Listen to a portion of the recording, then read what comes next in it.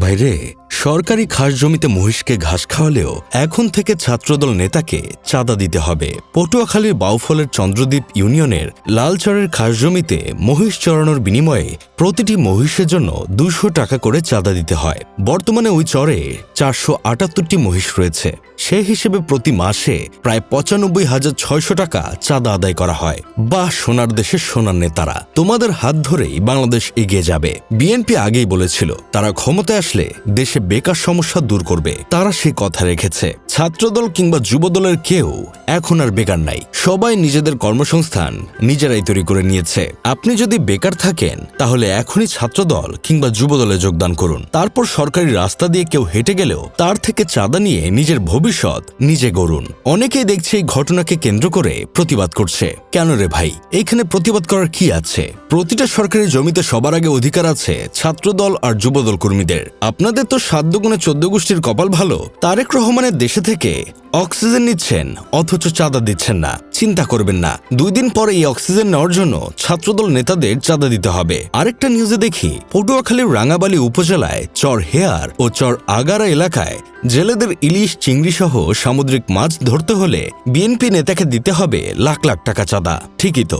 তুমি নদীতে গিয়ে মাছ ধরবা, তাও আবার মাছের রাজা ইলিশ মাছ, অথচ কর্মীদের চাঁদা দিবে না। তা হবে না, তা হবে না। তোমাদের মনে রাখতে হবে, আওয়ামী লীগ ক্ষমতা থাকাকালীন এই কর্মীগুলো 17 বছর না খেয়েছিল। ক্ষুধার যন্ত্রণায় মাটি খেয়েছে, ধান খেতে ঘুমিয়েছে। জনাব তারেক রহমান লন্ডন ও জনাব সালাউদ্দিন আহমেদ শিলং থেকে ওহি পাঠিয়েছিলেন এইসব কর্মীদের কাছে। তারপর তাদের হাত ধরেই এই দেশ স্বৈরাচার মুক্ত হয়। এখন এই দেশের প্রতিটা ইঞ্চি ইঞ্চি জায়গায় তাদের নেতাকর্মীদের অধিকার আছে। কাল যদি কোনো বিএনপি নেতা আপনার বেডরুমে ঢুকে আপনার বিছানায় ঘুমাতে চায়, তাহলে আপনি না করতে পারবেন না। বিছানা আপনার হলেও সেই বিছানায় ঘুমানোর অধিকার বিএনপি নেতাকর্মীদের আছে।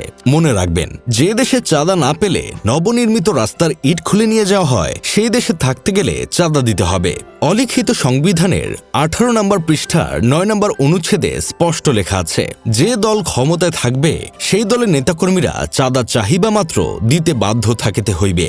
বিশ্বাস না হলে সালাউদ্দিন স্যারের থেকে সংবিধানের কপিটা নিয়ে দেখতে পারেন। এইসব দেখে আমার বন্ধু কেরামত বলতেছে, আগে জানতাম বাংলাদেশ গণতন্ত্র, এখন হয়ে গেছে চাঁদাতন্ত্র।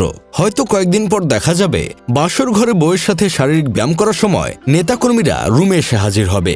চাঁদা না দেওয়া পর্যন্ত শারীরিক ব্যায়াম করা যাবে না। সন্তান জন্ম দিতে হলেও চাঁদা দিতে হবে। ছেলে সন্তান হলে বেশি, মেয়ে সন্তান হলে কম, যমজ হলে বিশেষ ডিসকাউন্ট। প্রেম করলেও চাঁদা, প্রেম না করলেও চাঁদা। এমনকি বাথরুমে ঢুকে গানের রেওয়াজ করার সময় গিটার বাজালেও চাঁদা দিতে হবে। যাই হোক, শেষমেশ আমি গোলাম হোসেন একটা কাজের কথা কই। আমার খুব আফসোস হয় সিঙ্গাপুর দেশটা দেখে।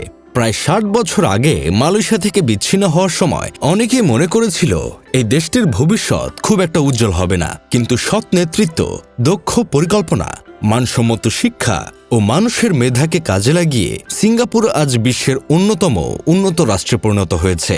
একসময় যে দেশটিকে অনেকেই গুরুত্ব দিতে চাইত না, আজ সেই দেশে বিশ্বের নানা প্রান্তের মানুষ কর্মসংস্থান ও উন্নত জীবনের আশায় ছুটে আসে। অথচ আমরা আগে কামড়াকামড়ি করতাম 71-এর স্বাধীনতার ঘোষককে, আর এখন করি জুলাই 1 দফা দাবির ঘোষককে। এই সব নিয়ে